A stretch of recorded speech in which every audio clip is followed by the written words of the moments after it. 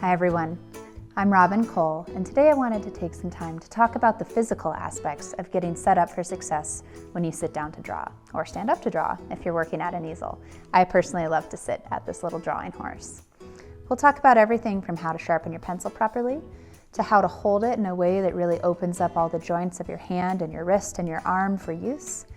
And we'll talk about some of the kind of quirks of how you want to sit, what kind of posture you want to have, to really get the best that you can out of your arm and also to not fatigue your body.